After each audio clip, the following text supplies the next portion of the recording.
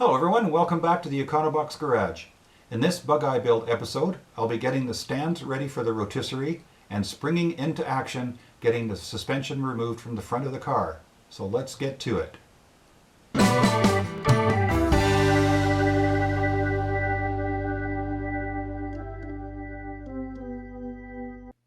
When I got the Bugeye home and did an inspection on it, it was apparent that I was going to have to replace at least one of the floor pans. And in order to do that, I decided I was going to try and figure out how to get a rotisserie put together.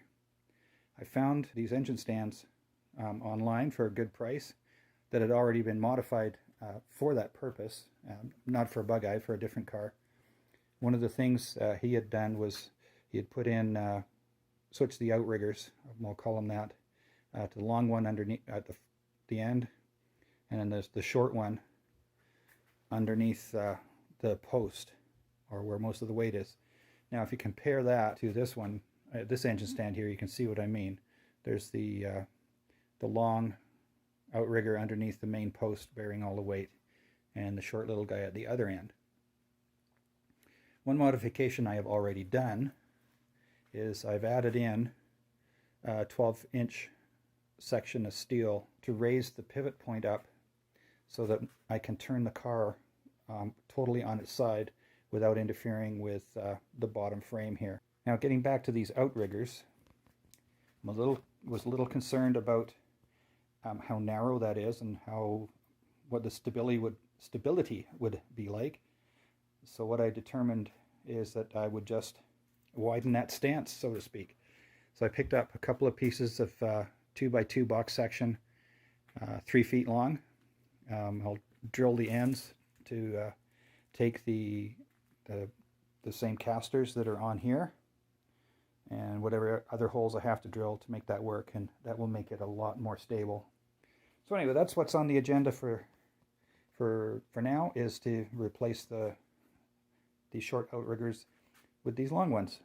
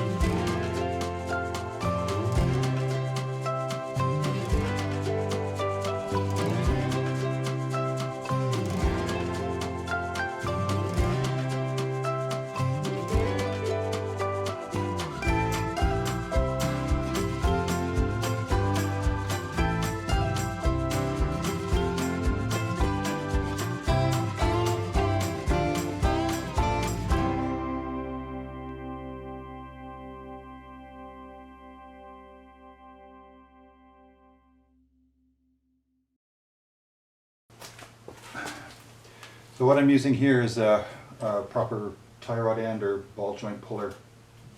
Slides underneath and then holds it underneath the little steering arm here. Pushes down on the tie rod. No hammers, no banging it out. Usually just takes a few cranks on there.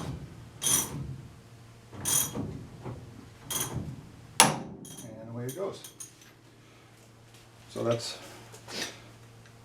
the ball joint or tie rod end mover. While the penetrant's doing its work on the A-arms, I'm going to jack up the back of the car and get the wheels off.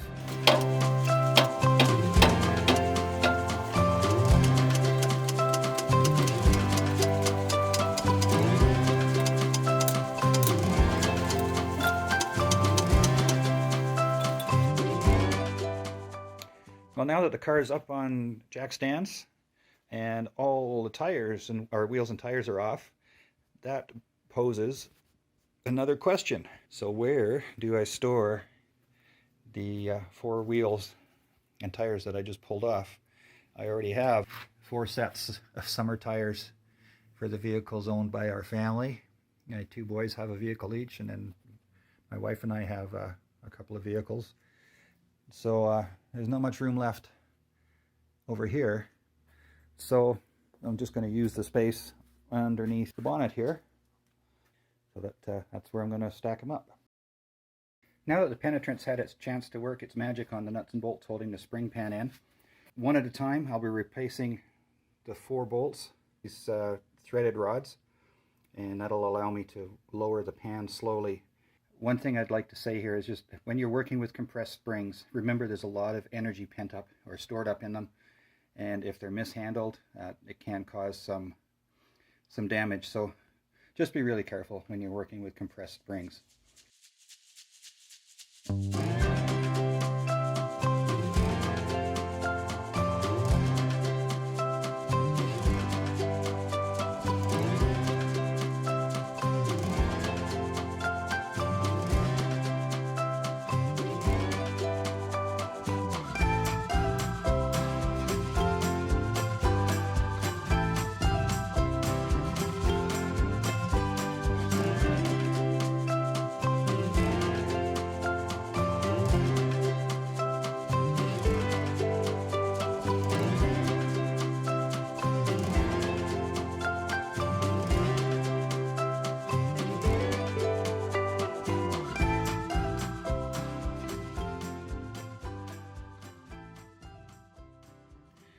Okay, now that all 4 bolts or rods are in place, you can see they're all finger tight up against the bottom of the A-frame there, or the A-arm.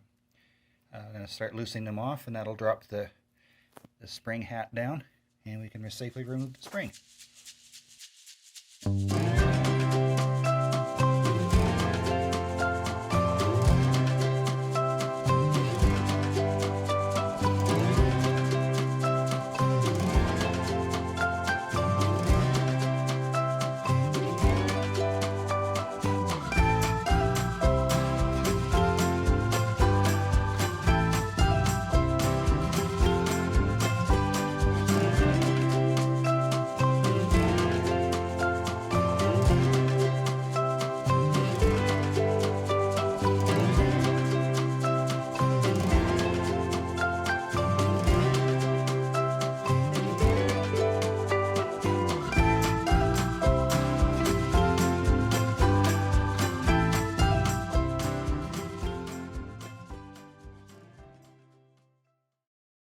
So now the spring's out of the way, I can remove the rest of the front suspension.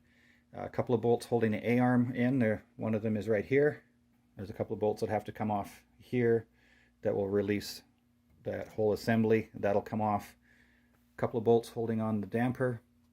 We'll put that aside for cleaning and repair in a future date. So that finishes removing the front suspension.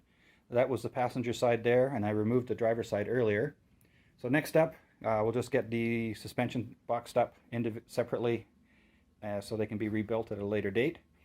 After that, I'll pull the steering rack and then move on to the back end of the car to remove the differential and gas tank, and the exhaust system will have to come out as well. But that will be for another video. Well, that's it for this episode of our Bugeye build in the Econobox garage. Please like, please subscribe, and hit that bell notification button so that you don't miss another video. Thanks for watching. We'll see you in the next one.